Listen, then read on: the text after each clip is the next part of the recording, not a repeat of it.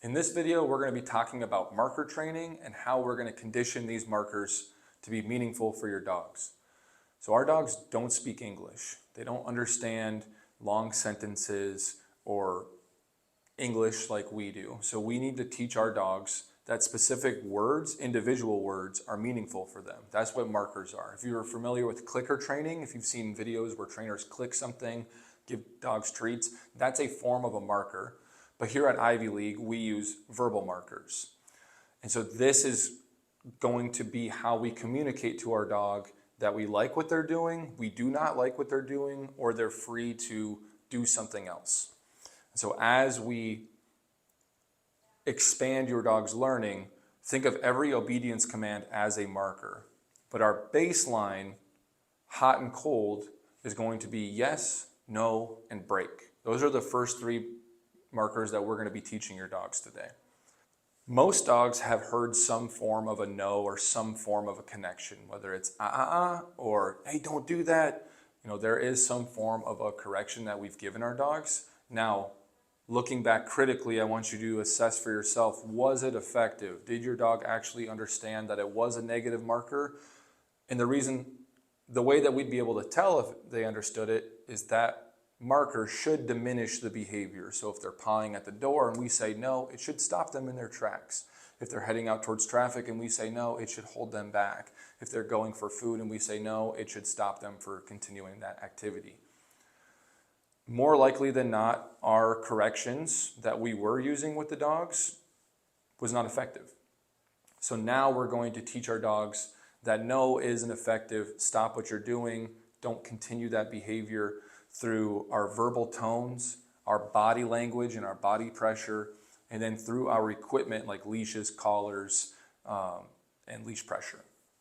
So we will pair those verbal and physical corrections with our no marker to make sure that they understand, okay, I'm not doing what I'm supposed to be doing, I'm going to stop doing that behavior. On the other end of the scale, we have yes. Now this is something that's usually new for dogs. Yes does not mean anything to a dog at the initial stages of training until we condition it. So how we do that is every time we say yes, we're going to be pairing it with food or a high value reward for your dog. Through enough repetitions, they will hear yes and understand I'm getting a treat for that said behavior. The yes verbal marker allows us to mark specific behaviors in the perfect moment to make sure our dog understands that's what I wanted. It is definitely used as a teaching word and not to be overused. So your trainer will critique you on how and when to use the yes marker. As we get better at a specific behavior, we turn the yes into a good. So that way that yes stays nice and crisp as the more or less the supreme reinforcer for dog training behavior. The other ways we can make sure your dog understands they're doing what we want them to is through physical praise, petting them, other verbal praise like good boy, good girl, soothing tones, and then toys. We are going to be primarily leveraging treat motivation and food motivation in order to condition your dogs to repeat those behaviors that are good. The last marker we're going to be teaching is break.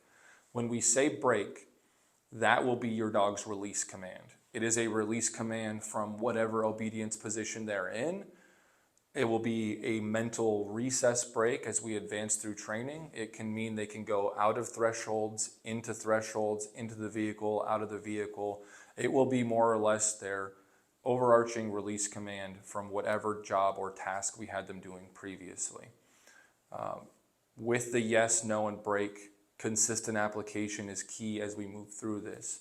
So now you're going to see some drills that your trainer will do with your dog in order to start teaching them what yes, no, and break mean. And you'll see a combination of everything I outlined from verbal to physical manipulation, using the tools and the equipment for your dog to understand what those markers mean.